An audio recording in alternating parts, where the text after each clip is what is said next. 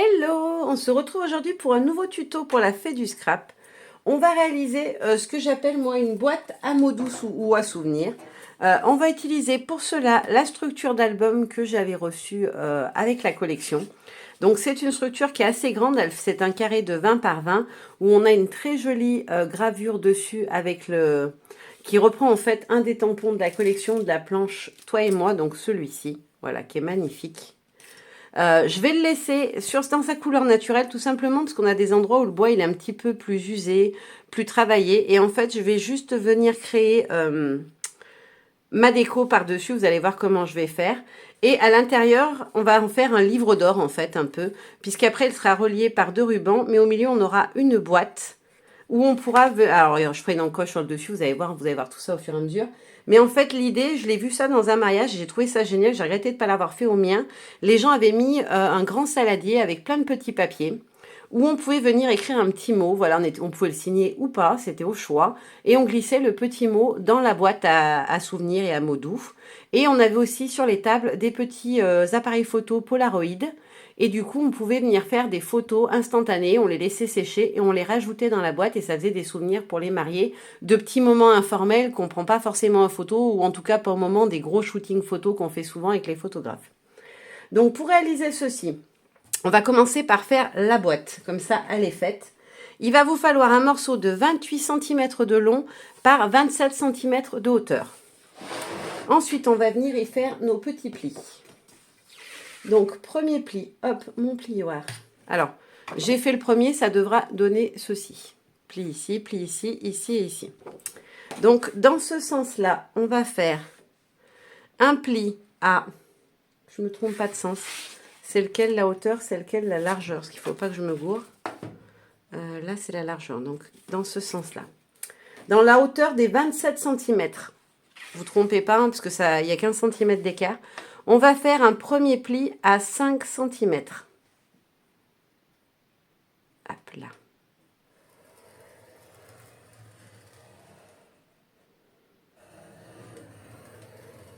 Hop. Et un deuxième pli à 10 cm. Donc deux plis en fait de 5 cm qui vont être... donc celui-ci, ce sera la tranche de la boîte. Donc elle fera 5 cm d'épaisseur.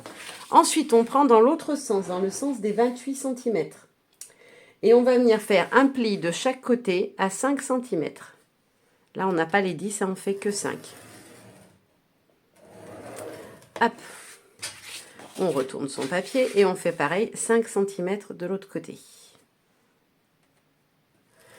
Il faut le faire bien évidemment 2 fois pour avoir la structure de la boîte. La boîte est grande, donc il faut deux grands morceaux de papier. Ensuite, avec nos petits ciseaux, on va découper le long du pli. Je ne vois pas très bien avec la lumière. Je vais essayer de couper droit. Donc juste derrière son pli, parce que si on garde le pli, ça ne fait jamais très joli. On vient couper les 2 petits carrés qu'on obtient sur le côté, une fois qu'on a fait les plis dans les 28. Voilà, hop. On fait pareil de l'autre côté. Hop.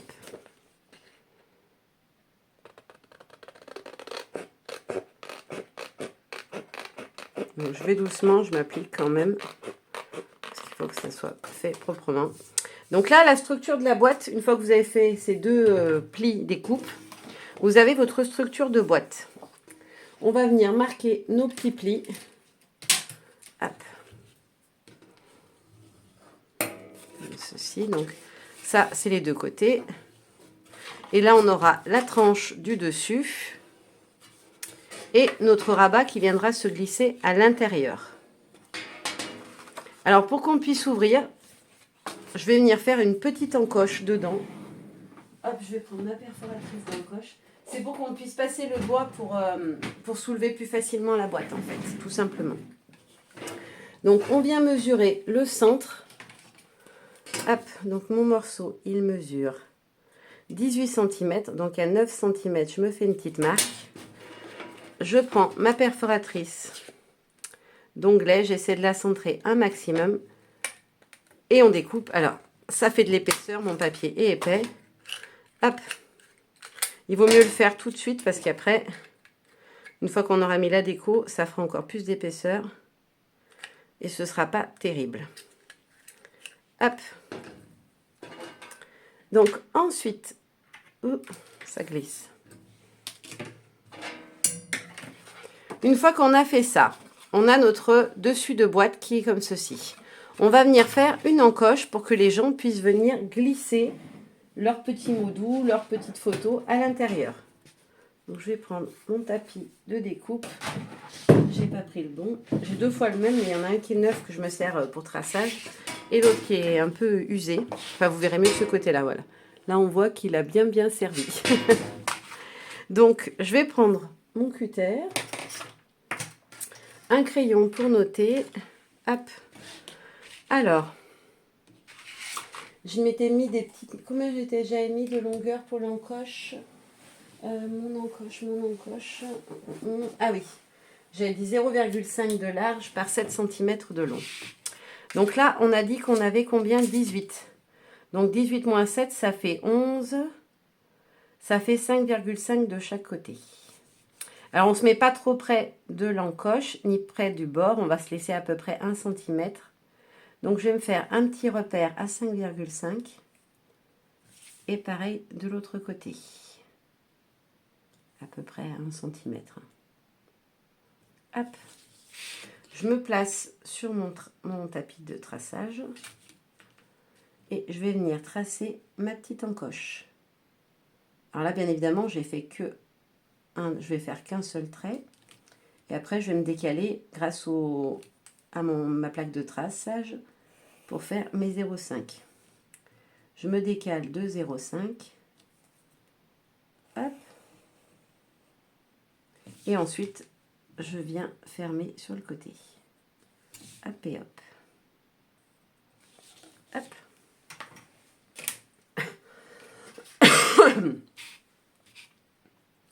Ah mince, je suis bête. Non, il aurait pas fallu. Faut pas que je fasse comme ça.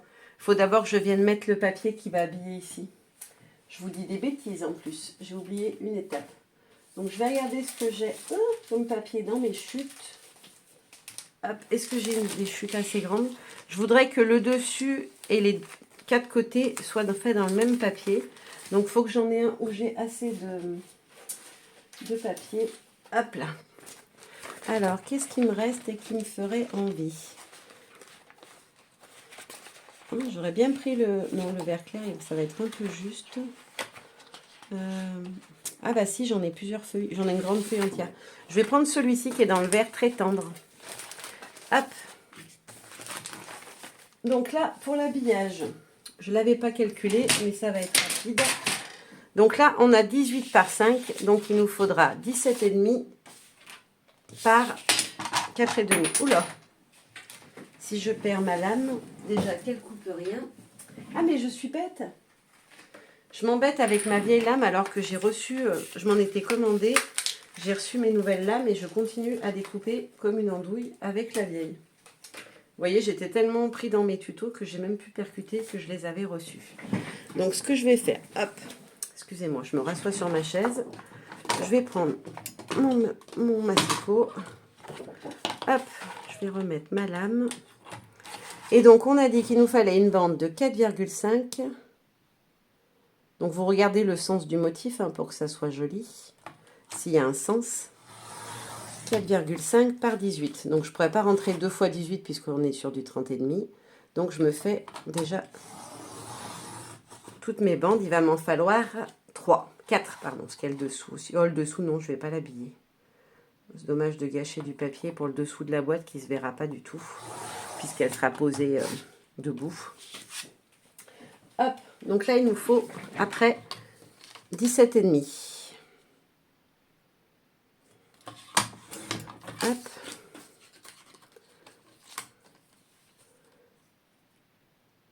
«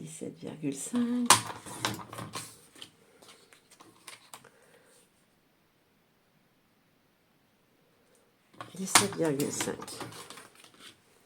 Ensuite, hop, pour celle qui va aller sur le dessus, il faut que j'arrive à reporter ma petite encoche. J'aurais peut-être dû mettre le papier quand même. Donc là, je vais l'habiller. Est-ce que je vais pouvoir passer le doigt une fois que c'est fermé? Non, si j'ai pas l'encoche, j'arriverai pas. Ouais. Donc, je vais faire mon encoche. Hop, je vais me noter où elle est. Je centre bien mon papier avant. Alors, par transparence, je le vois. Où c'est qu'il se situe?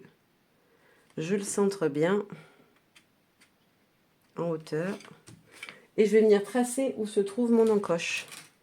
Comme ça, je vais pouvoir la remettre exactement au même endroit. Hop.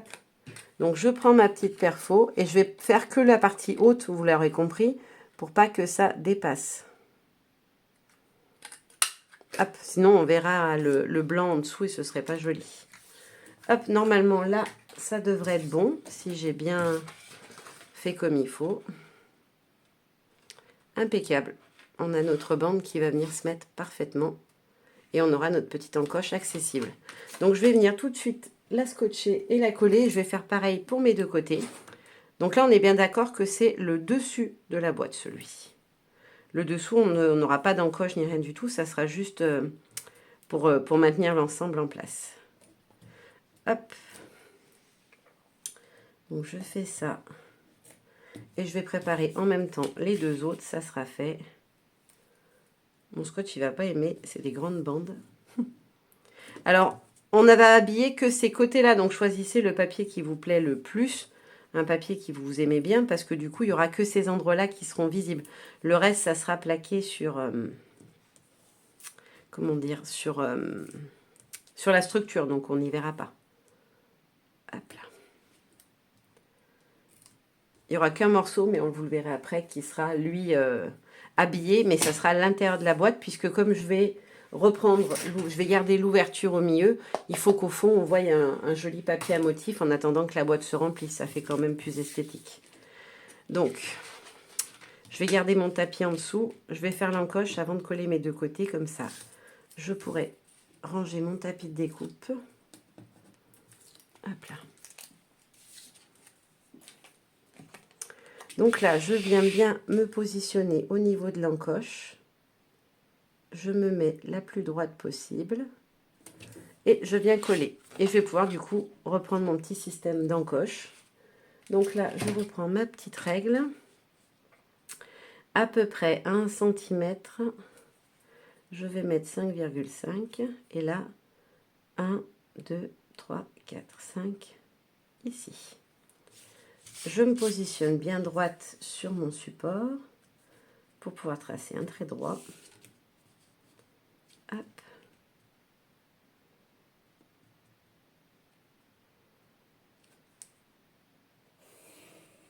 Et après, je me décale comme tout à l'heure de 0,5 pour pouvoir venir réaliser mon encoche. Et il ne me reste plus que voilà, à faire le lien sur les côtés pour fermer. Donc là, je prends mon petit cutter. Hop. Je vais prendre ma grosse règle que je trouve bien plus pratique pour faire mes découpes. Alors, il va falloir appuyer un petit peu parce que du coup, on a de l'épaisseur puisqu'on a le papier à motif qui est déjà là derrière. Mais ça se coupe très bien. Puis moi, c'est pas un cutter de haute qualité, on va dire, et ça coupe très très bien. Il va très bien d'ailleurs celui-là. Hop. Et ensuite, on vient faire notre petit côté. Alors doucement quand on fait le côté, pour pas aller trop loin et que l'encoche soit pas jolie. Voilà, normalement on est bon là. Il s'enlève de partout. Ouais, on a l'air d'être bon. Hop. Voilà. Là, comme ça, on a fini tout ce qui était un petit peu la technique dans la réalisation. Après, ça, vous allez voir, c'est tout simple. Ça, je peux y mettre de côté. Je vais venir faire l'habillage des deux côtés. Hop. Ce qui veut dire, attention, quand vous allez construire votre boîte, c'est bien cela que vous allez mettre à l'extérieur. Oh, bah, je me suis trompée de mesure. Ah, j'ai pris 18, quelle andouille. C'est 17,5. C'était 17,5. Je pense que j'ai mis 18. Ah bah non, j'ai bien mis 17,5. Bon.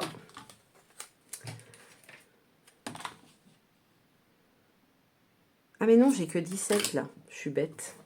Ben oui, parce que j'ai 28 par 27. Ouh là là. Donc c'est 16 et demi, c'est pour ça. J'avais 1 cm de trop. Hop. J'aime pas trop couper la colle, mais bon. Et là, 16 et demi. Hop. Voilà, c'est mieux quand on n'a pas enlevé parce que ça évite que ça colle trop sur la lame et que ça l'endommage. Ou que ça lisse, quoi. Hop là. Donc on est reparti. Je vais enlever les 2 bandes pour ce pinceau là aussi. Comme ça, ce sera fait. Et je viens les mettre en place. Hop là.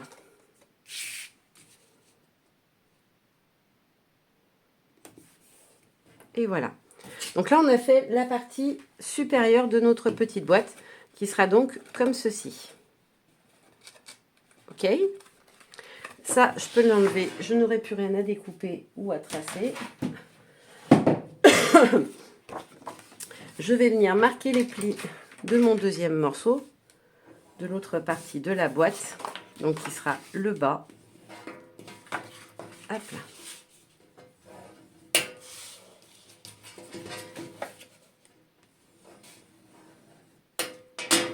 Voilà. Ensuite, dernière étape à faire, je vais prendre ma boîte.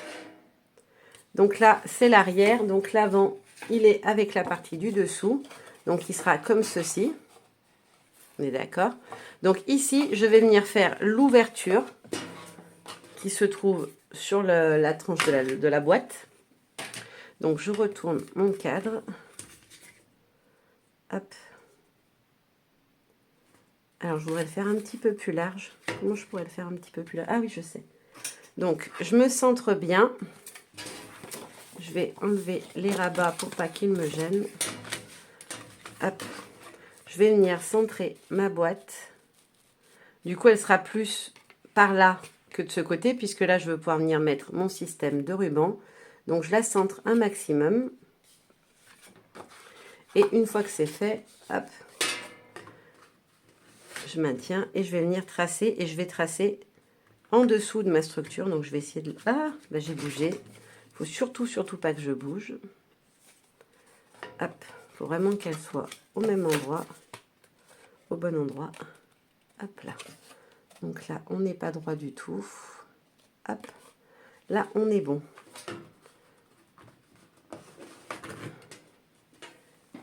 Ça m'a l'air pas mal. Je vais juste soulever un petit peu. Et je vais venir tracer mon cercle par en dessous. Pour qu'il soit légèrement plus large que mon ouverture. Il n'y a pas besoin qu'il soit beaucoup plus large. Mais un petit peu plus large. Bah, je suis bête, j'ai rangé mon tapis de découpe. Alors qu'en fait, bah, j'en avais besoin. On est bon là? Ouais, nickel. Hop. Non, c'est pas lui. Si, c'est celui-là. Non, c'est pas le bon. Ah, il a glissé derrière le placard. Donc, je vais juste venir évider le cercle. Donc, quand j'ai un cercle à évider, moi, je fais ça en général. Hop, je fais une croix.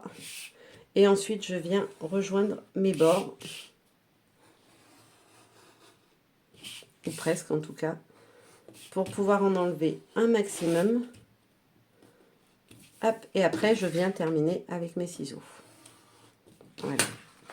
Ça permet d'avoir d'avoir l'espace suffisant pour pouvoir tourner avec le ciseau. Hop. Donc, on est d'accord que c'est approximatif. Hein, mon rond, il n'a pas besoin d'être parfait. Donc là, je vais même mordre juste en dehors du cercle pour être sûr d'avoir suffisamment pris de marge. Parce qu'il y a des endroits où j'ai l'impression que j'ai moins rentré le crayon qu'à d'autres.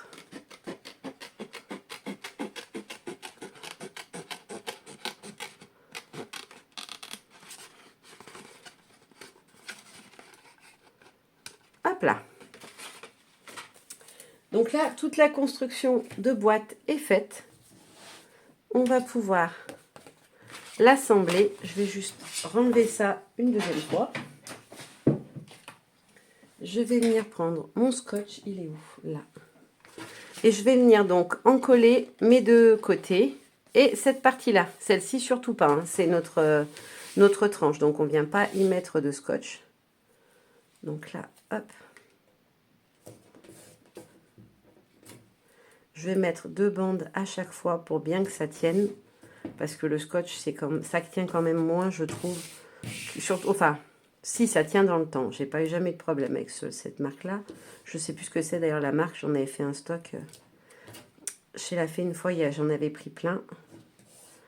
Je sais plus quelle marque c'est. Et ensuite, donc, sur notre partie du bas.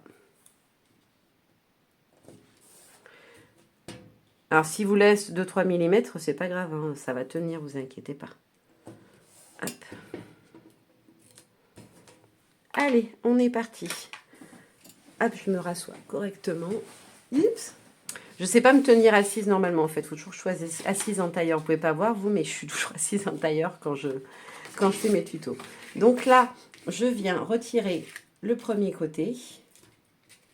Hop. J'enlève tout le bazar qui pourrait me gêner. Je le tourne, je suis désolée, vous allez être, du coup, vous aurez la structure à l'envers. Mais c'est pour avoir ma main droite qui est utilisée. On se met bien à fleur du pli tout du long. Et on plaque. Voilà. Ensuite, on va venir faire en même temps le dessous. Tchouk, s'il veut bien rentrer. Le dessous et le côté. Pour pouvoir fermer notre petite boîte. Donc, on retire le scotch double face sur les deux. Hop.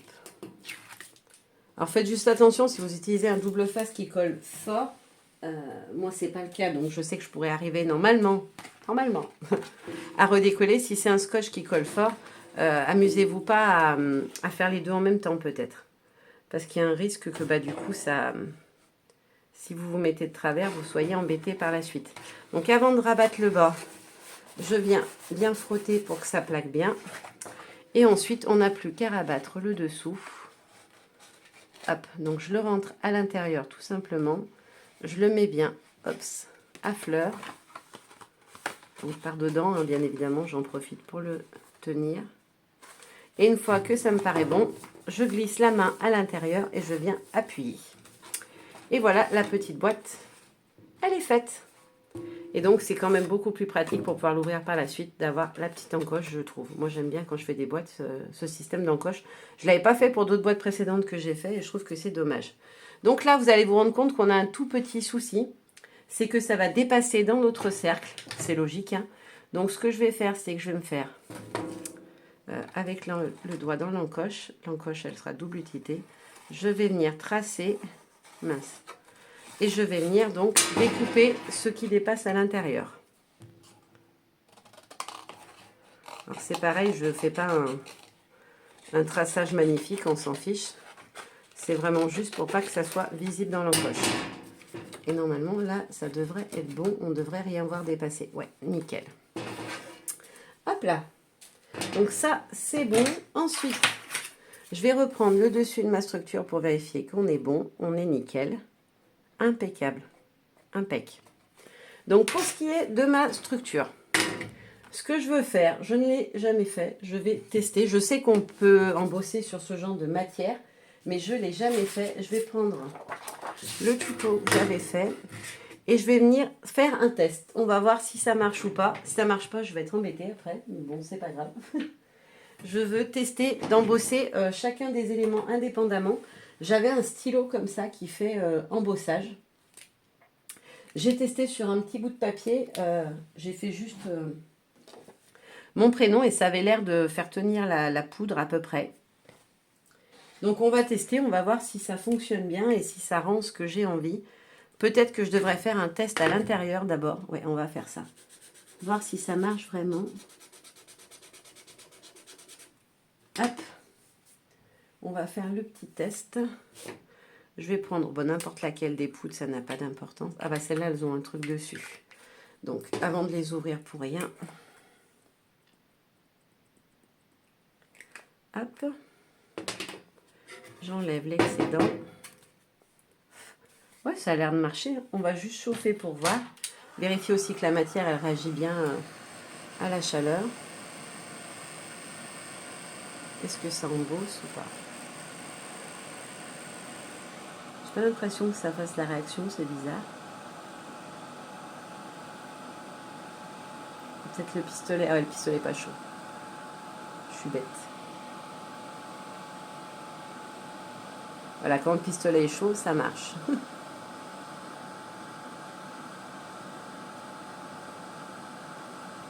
Hop là. Je sais pas si vous verrez la différence, mais ça a marché sans problème. Donc ça veut dire que mon idée peut fonctionner. Je suis contente. Alors, je vais bien reboucher le stylo pour pas qu'il s'use. Donc, je vais commencer par un petit élément. Je vais faire le petit diamant. Alors, vous voyez, ma mine, elle est destroy. Je ne sais pas ce que je lui ai fait. Je pense que quand je l'ai refermée, j'ai pincé l'embout. Je l'ai écrasé, la mine, en fait. Hop. Donc, j'en mets bien de partout dans le motif. J'essaie de ne pas forcément en mettre dans les rainures parce que j'aimerais bien garder le volume. Hop. Je mets ma poudre. Alors, on tape aussi par-dessus parce que comme on a les rainures, si on veut que il n'y en ait pas dans les rainures, mais un partout ailleurs. Hop, je vais en rajouter un peu. Parce qu'il y a des endroits où ça n'a pas pris. Hop, je le nettoie pour ne pas avoir de la poudre d'une autre couleur après. Et je vais revenir saupoudrer. Alors, c'est pas grave si c'est pas parfait. De toute façon, je veux un effet un peu... ouais, vintage, on va dire. Donc, c'est pas gênant, mais j'aimerais autant qu'on voie quand même la forme correctement. Hop. Alors, ce papier, il est vraiment très lisse. C'est bien parce que du coup, la poudre, elle... quand on saupoudre comme ça et qu'on le fait sur du papier d'imprimante, il y en a toujours un petit peu qui reste. Donc, du coup, c'est un peu embêtant, mais là, ça ne sera pas le cas. Donc là, je vais chauffer mon petit diamant. On va faire le test ensemble. On va voir si c'est joli ou pas joli. Il faut que ça ait le temps de chauffer. Est-ce que j'ai un petit sopalin? Non, j'ai rien pour mettre en dessous. Pour éviter que ça condense de trop. Mon heat gun, je crois qu'il est en train de décéder. Bon, ça fait des années que je l'ai et que je l'utilise. Alors ça me fait un petit pincement au cœur parce qu'en plus je l'avais acheté sur le stand de Carabel. Donc je ne pourrais plus l'acheter sur le stand de Carabel. Donc ça fait double peine. Hop, nickel, ça a bien marché. Donc voilà, mon petit diamant, il est fait. Je vais pouvoir faire les autres parties. Je ne vais pas toutes vous les faire en vidéo parce que c'est pas très intéressant de me voir faire tout du long. Je vais les faire au fur et à mesure. Et puis dès que j'ai terminé, je vous montre le rendu. Alors ça y est, j'ai fini mon embossage hors caméra. Je vous montre de tout près ce que ça donne. On voit bien les reliefs, ils ressortent. J'ai laissé des petits endroits où il y a des petites touches un peu de craft, couleur craft du bois là qui apparaissent, que je trouvais que ça faisait un côté un peu rétro. Et j'aimais bien ça en fait. J'avais pas envie que ça soit parfait et uniforme. Vous voyez, pour le cadre, j'ai aussi laissé des tout petits morceaux, histoire que ça fasse comme si c'était une vieille boîte. Voilà, donc je suis très contente du résultat de l'embossage. Je m'attendais pas du tout à ça. Je me tâtais de faire le cadre autour, mais je sais pas. Ça fait... j'ai peur que ça fasse trop après, mais ça ferait peut-être plus joli. Ouais, j'ai le cadre aussi derrière, je pourrais le faire aussi. Ouais, pas bête. Non, je vais faire le cadre du coup. Alors du coup, j'ai fait mon petit cadre autour. Alors, vous voyez, je l'ai vraiment fait pareil que pour le reste. J'ai enlevé des petits endroits avec le pinceau. En fait, je tapote juste avec mon pinceau comme ça dans la poudre avant séchage. Et du coup, ça me permet de faire tomber d'abord ce qui n'est pas au bon endroit et puis ce qui pourrait, ce que je veux un peu venir gratter pour en retirer et donner cet effet, voilà, vieilli. Donc maintenant, on a terminé. On va pouvoir passer à la dernière étape. Alors, on va d'abord commencer par obstruer notre petit trou qui est à l'arrière. Parce que du coup, hop, vu qu'on a entaillé la boîte en carton, enfin en papier, pardon, il faut bien à un moment donné mettre quelque chose pour fermer. Donc là, je vais mettre du scotch des deux côtés du cercle. Et je vais venir tout simplement mettre un morceau de rhodoïde parce que je veux pouvoir voir l'intérieur de la boîte. Hop. Et hop. Alors, j'ai pas pensé, je voulais habiller au début l'intérieur de ma boîte. J'ai pas pensé à le faire. Je pourrais encore le faire, hein, mais j'y ai pas pensé. Je m'étais dit qu'à travers le rhodoïde, on aurait pu voir un fond à motif, ça aurait été plus joli. Je pense que je vais le faire, je la collerai comme ça en glissant. Donc du coup, il faut que je prenne la mesure exacte, hop, de ma boîte, du dos de la boîte. Donc elle fait 18 par 17. Ouais, c'est bien ça, 18 par 17. Donc je vais prendre un papier. Lequel je vais prendre? J'aurais bien repris le vert si j'avais eu assez. Ah bah oui. Ah bah je vais garder le vert, je pense qu'il pourrait bien ressortir au milieu. Ouais, parfait. Donc je vais garder celui-ci que j'avais déjà utilisé. Hop, donc il va me falloir un morceau en largeur de 17,5. Alors j'aurais pu faire un petit peu plus petit parce qu'on voit qu'au niveau du rond, mais je vais jouer le jeu et le faire à la bonne taille. Par 16,5. Hop.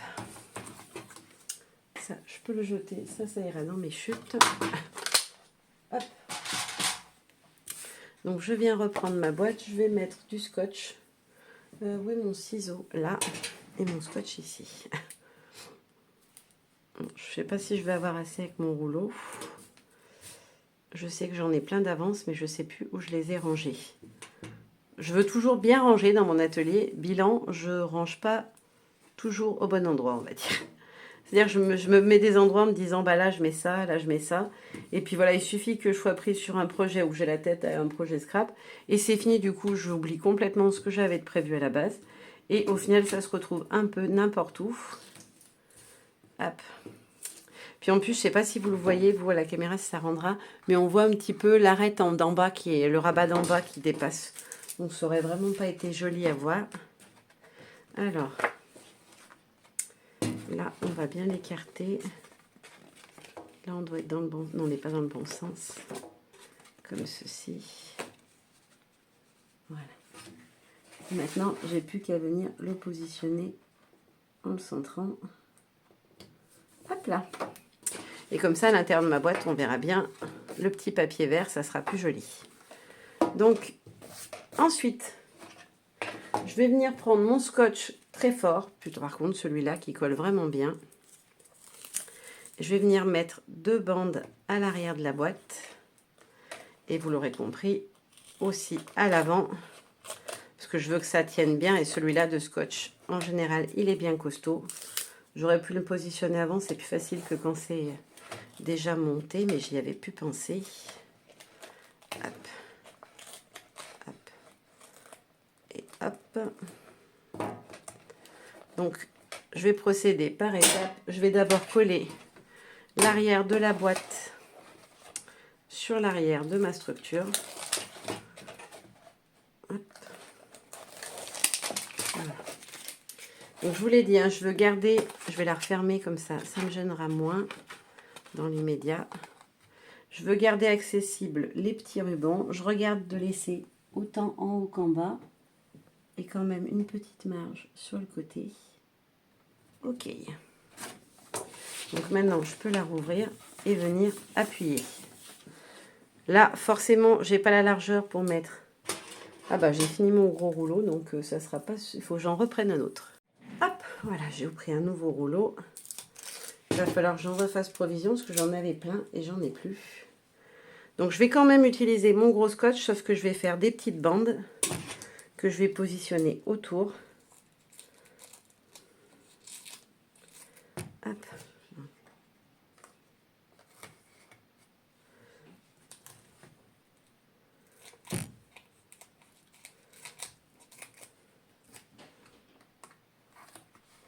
Et ici, et je vais faire pareil de l'autre côté. Je les ai fait un peu larges, mes bandes on était limite.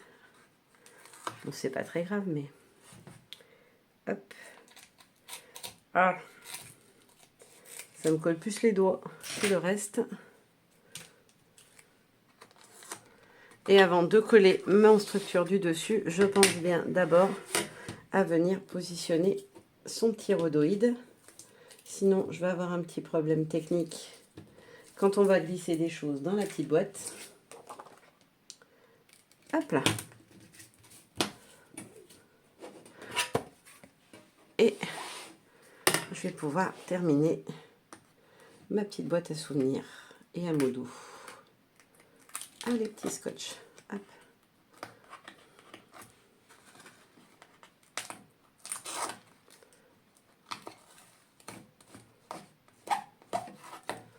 Alors, en général, je chauffe un peu comme ça pour qu'il s'enlève mieux.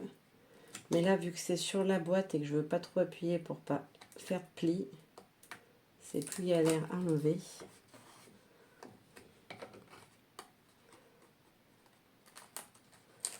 Et voilà. Là, on est nickel. Je vais la refermer pour pouvoir pas être gênée visuellement par ça qui dépasse.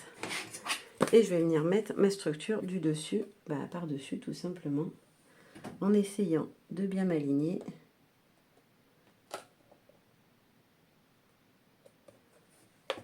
Et voilà, on a notre petite boîte qui est faite. Ouh, je me suis décalée en hauteur.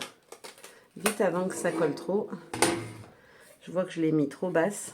Alors je vais faire comme ça sera plus simple. Comme ça, je serai sûre d'être à plat. Et voilà, là on est bon, elle tient bien droite. Elle est bien fermée. Il ne reste plus qu'à rajouter le petit ruban. Alors j'ai trouvé mon petit ruban, je vais utiliser celui-ci, je l'avais depuis un moment. Il est dans un rose qui va très très bien. Et j'ai préparé deux petites étiquettes que je vais venir coller sur ma structure, comme ça, qui dépasseront un petit peu à l'intérieur. Donc c'est des papillons dans les yeux et des étoiles dans le cœur. Je trouvais que ça allait bien, voilà, avec tous ces petits moments qu'on pourra immortaliser en photo. Donc je vais le mettre un petit peu plus haut. Comme ça. Hop.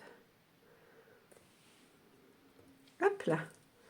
Impec. Et maintenant, j'ai plus qu'à passer mon ruban. Donc je vais me mettre sur la tranche, ça sera plus simple. Et je vais venir le passer de chaque côté. Hop. Alors là, aucune difficulté bien évidemment, sauf si vous êtes comme moi manchotte du passage de ruban. J'ai un don pour me prendre la tête à chaque fois que je fais ça dans un album. Je ne sais pas pourquoi, il y a toujours un endroit où j'arrive pas à le passer, où c'est fait exprès pour m'embêter, j'en suis sûre. Je vais passer le deuxième. Comme ça, après, je pourrais faire mes jolis nœuds. Alors, j'ai pris un ruban d'1 mètre à peu près, que j'ai juste coupé en deux après. Quand j'ai des morceaux de ruban, je prends toujours par 1 mètre en général. Sauf si j'ai un gros projet que je sais que voilà, je vais avoir beaucoup de choses à mettre avec des rubans. Quand je fais des albums pop-up où je vais en avoir plusieurs à fermer et que j'utilise le même ruban. Là, bien évidemment, hop. Alors, je vais essayer de le mettre bien à plat.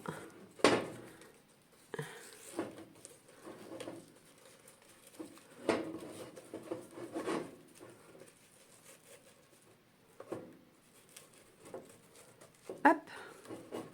Donc je fais mes deux petites boucles. On n'aura pas besoin de les redéfaire. C'est pas un album où on va les enlever à chaque fois, donc on serre bien. Et après, moi j'aime bien que ce soit en biseau. Donc je vais venir faire hop en biais. Je trouve que ça fait plus joli sur le ruban. Hop, bah, s'il veut bien, parce que là il n'a pas envie apparemment. Alors, tu vas arrêter de m'embêter, vilain petit ruban. Voilà, comme ça. Hop. Et il ne me reste plus qu'à faire le deuxième petit nœud. Et on aura fini. Hop. Notre petite boîte à mots doux. Donc là, par contre, j'ai pas assez de ruban de ce côté. Pareil que tout à l'heure, je viens le recouper en biais. Et là, je vais le raccourcir parce qu'il est trop long. Et voilà. Notre petite boîte, elle ressemble à ça une fois terminée. Je voulais que ça donne l'impression d'un livre et je trouve que ça le fait visuellement quand on le regarde. Voilà, ce petit tuto est fini. Je vous fais plein de gros bisous et je vous dis à très bientôt. Bye bye.